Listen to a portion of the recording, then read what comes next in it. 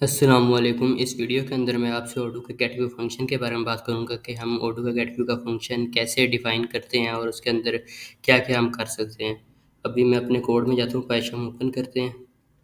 हम कोई एक मॉड्यूल सेट कर लेते हैं जिसके अंदर हम गेट व्यू का फंक्शन डिफ़ाइन करेंगे और उसे चला के इसकी प्रैक्टिस करेंगे। मैं सेल में आया हूँ, ये बुकिंग शीट ओपन की है।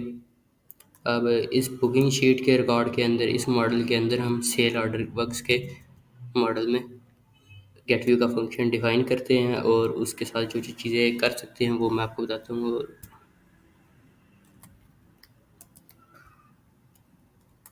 ये हम कोड में आ गए हैं। ये कस्टम मॉड्यूल है।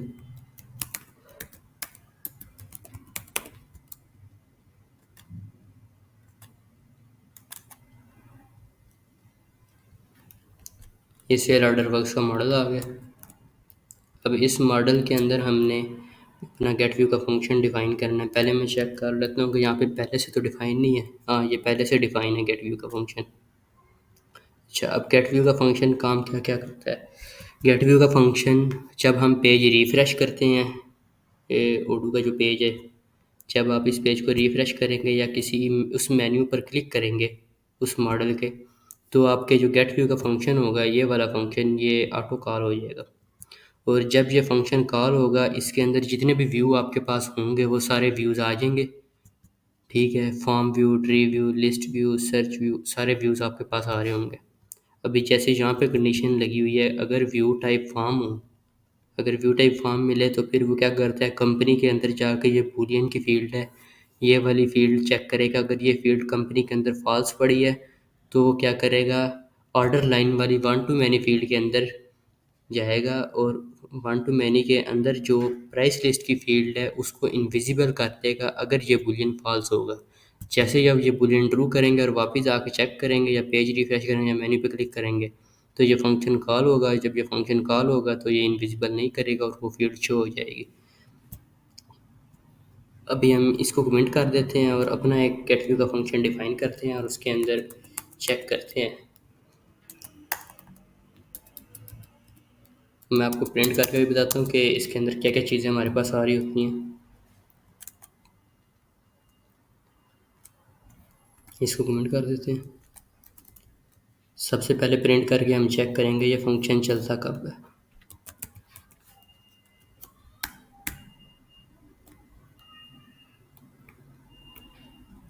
और ये हम व्यू प्रिंट कर लेंगे। व्यू के अंदर, इसके अंदर हमारे पास व्यू आईडी भी आ रही होती है। लिस्ट व्यू की आईडी आ जाएगी, फॉर्म व्यू की आईडी आ जाएगी।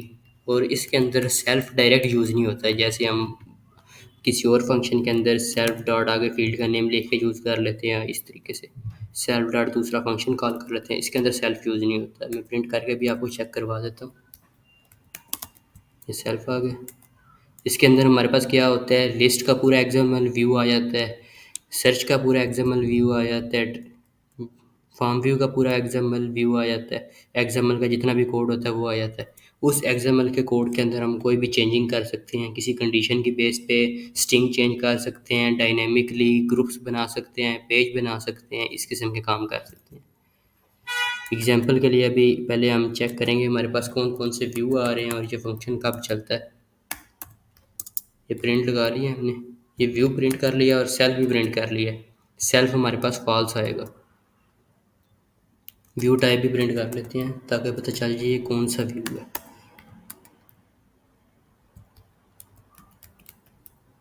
इसको सेव करते हैं और सर्वर को रीस्टार्ट किया।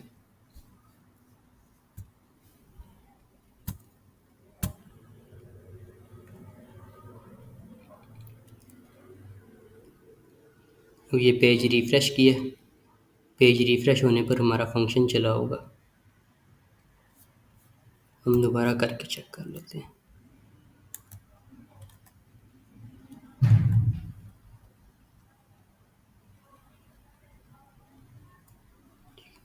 ये फंक्शन नहीं चला, अभी चेक कर लेते हैं।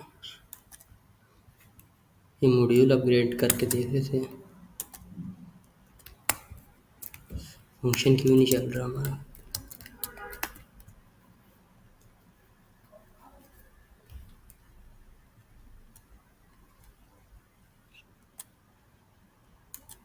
कोई और गेट व्यू का फंक्शन तो नहीं डिफाइन? हाँ ये देखें, ये फंक्शन हमने कमेंट किया था, ये गलती से अनकमेंट हो गया। ये दो फंक्शन थे, इस वजह से हमारा ये फंक्शन नहीं चला, तो हमारा काम नहीं हुआ। अब हमारा गेट व्यू का फंक्शन सही चलेगा।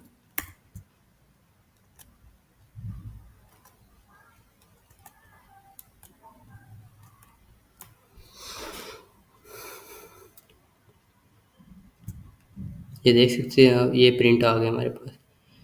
पहले हमारे पास आया सेल ऑर्डर वर्क्स, ये फॉल्स आ रहा है। सेल्फ हमारे पास फॉल्स आया, ये ऊपर हमने प्रिंट लगाया था। ये हमारे पास व्यू आईडी आ गई है, व्यू आईडी आई है 505, और ये व्यू टाइप थी सर्च।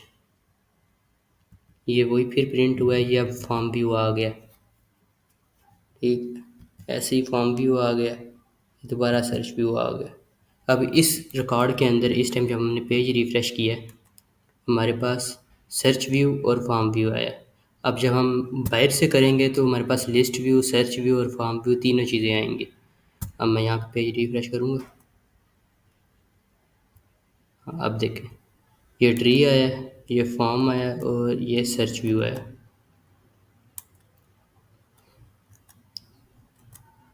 तो अब किसी फील्ड को हम हाइड करके भी चेक करते हैं, और इसके अंदर व्यू किस तरीके से आता है, बटन किस तरह हाइड कर सकते हैं, वो सारा मैं। अब ये जो पेज बना हुआ है ना, ये अप्रूवल का, ये भी गेट व्यू के फंक्शन से डायनेमिकली बना हुआ है। अब ये किस तरह बनता है, ये एक मॉड्यूल है यहाँ पर मैंने बनाया था। इस मॉड्यूल के अंदर ये मैंने एक रिकॉर्ड बनाया हुआ है और उसमें ये सारी डिटेल डाली हुई है। इस डिटेल की बेस पे वो चेक करता है कि करंट मॉडल का इस व्यू का कोई रिकॉर्ड पड़ा हुआ है। अगर उसे वो रिकॉर्ड मिलता है और उसके ऊपर ये डोमेन है, डोमेन भी लगी होती है समटाइम, वो डोमेन में रिकॉर्ड आ जाता है।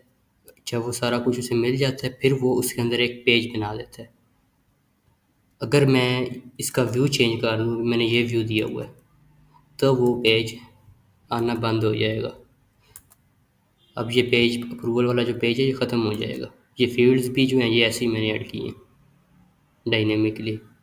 ये देखें, पेज अब नहीं आ, क्योंकि अब मैं इसका व्यू वापस दूंगा, व्यू आईडी, तो वो इस व्यू के अंदर पेज ऐड कर देगा। तो ऐसे ही अभी हम कुछ फील्ड्स को हाइड करेंगे एंड देन चेक करेंगे कैसे हाइड कर सकते हैं, कैसे रीड ओनली कर सकते हैं।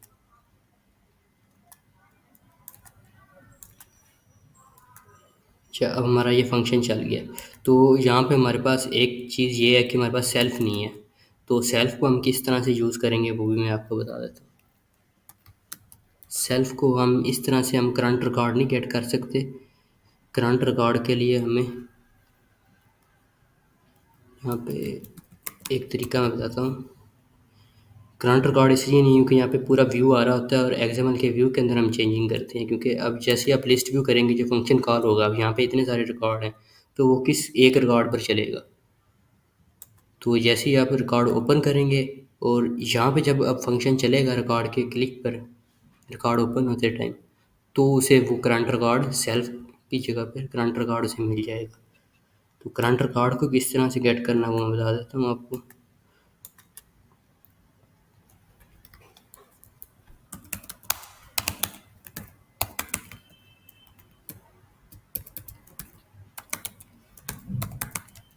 ये फंक्शन है, इसके अंदर मैंने काम किया था।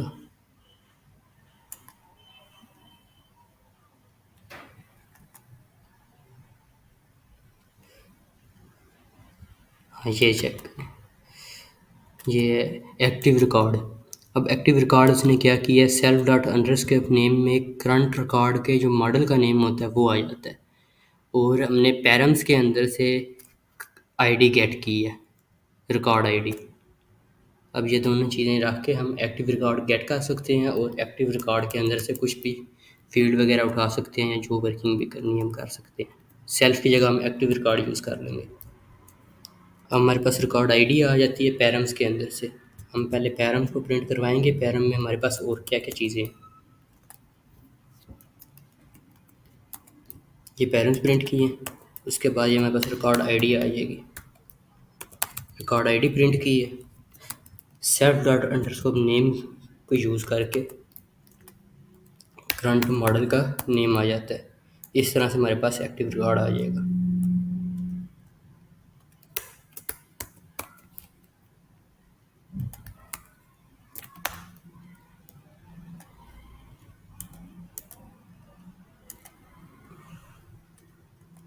ये मैंने पेज रिफ्रेश किया है अभी, ये देखें पैरम की हमारे पास आई है, आईडी आ गई है, मेन्यू की आईडी आ गई है, एक्शन की आईडी आ गई है, मॉडल भी आ गया है, व्यू टाइप भी आ गई है। तो अब हम जाते हैं वापस, और इसके पैरम के बाद हमारे पास ये करंट रिकॉर्ड आईडी आ गई जो हमने प्रिंट कराई थी, और सेल्फ डॉट अंडरस्कोर नेम से हमने करंट मॉडल गेट कर ली है। तो अब हमने देखना है कि हम इसके अंदर किसी भी चीज़ को हाइड, रिक्वायर्ड, रीड ओनली किस तरह करते हैं। अब सबसे पहले यहाँ पे मैंने ये कंडीशन लगी है व्यू टाइप फॉर्म, तो अब हम फॉर्म के अंदर ही हैं। अब फॉर्म के अंदर हम कहते हैं अभी ये कंडीशन हटा देते हैं, आप अपने अकॉर्डिंग जो भी लगानी हो कि कंपनी के अंदर या यूज़र के अंदर ये बूलियन ट्रू हो, या जो भी आपने यहाँ पे अपनी लॉजिक लगानी होगी आप लगा लेंगे। ये आश डॉट एक्स पास यूज़ करना है आपने, यूज़ करके आपने आगे पाथ दे देना है उस फील्ड का, उस बटन का। जैसे अभी मैंने बटन हाइड करना है, तो बटन हाइड करने के लिए हम पहले बटन का टेक्निकल नेम देखते हैं, कंप्लीट है। अब यहाँ पे लिख देता हूँ बटन नेम है, ये बाकी आगे हम ख़त्म कर देंगे। बटन कंप्लीट में जाए और उसे हाइड कर दे। अब बाय डिफ़ॉल्ट जब भी फॉर्म व्यू ओपन होगा ये बटन हाइड होगा, ठीक है। अगर हमने यहाँ पे कंडीशन वगैरह ऐड करनी है तो कंडीशन ऐड कर सकते हैं। आपने इसी तरीके से यहाँ पे अगर फील्ड हाइड करनी है, फील्ड हाइड हो जाएगी। रिक्वायर्ड करना है आपने, रिक्वायर्ड इज इक्वल टू 1 लिख देना है इस तरीके से। अगर आपने कोई एट्रीब्यूट ऐड करना है, विंडोज 16 में ATTRS यूज़ होता है, तो इस तरीके से आप अपना एट्रीब्यूट भी यूज़ कर सकते हैं इस टाइप से। अभी फ़िलहाल मैं इसको रीड ओनली हाइड करूँगा बटन को, आपको दिखाता हूँ। और ये आपको पेज भी प्रिंट करवा कर दिखाता हूँ।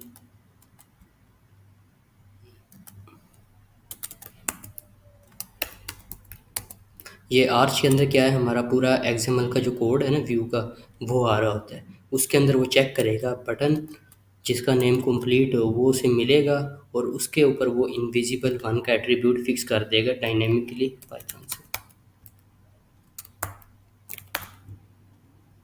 अभी हम इधर आए हैं, पेज रिफ्रेश किया,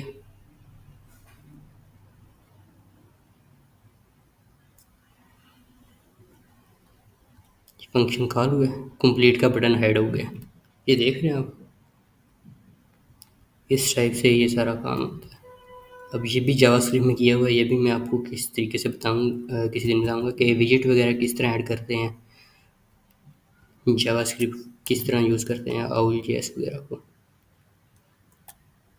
ये है, अब इसको मैंने अगर नहीं करना तो इस तरीके से आपने सिर्फ पाथ ऐड करना है। अब जैसे यहाँ पे पाथ क्या है, फील्ड, ऑर्डर लाइन के अंदर जाए, ऑर्डर लाइन के अंदर एक ट्री है, ट्री के अंदर एक फील्ड है, प्राइस लिस्ट, उसको हाइड कर रहा है। अब ये पाथ मैं आपको दिखा भी देता हूँ। ये जो वन टू मैनी की फील्ड है इसका नाम ऑर्डर लाइन है, ये देखें ऑर्डर लाइन है। ऑर्डर लाइन के बाद ट्री है, ट्री के बाद फिर ये आगे फील्ड है। पहले फील्ड का नेम ऑर्डर लाइन हो, उसके अंदर ट्री हो, ट्री के अंदर आगे यहाँ पे जिस बाकी सारी फील्ड्स आ रही हैं, किसी भी फील्ड को मैंने यहाँ पे हाइड करना हो मैं उसका नाम लिख दूँगा। इस तरह से आप स्ट्रिंग भी चेंज कर सकते हैं, और जो कुछ आप करना चाहते हैं वो कर सकते हैं। Example, okay, thank you.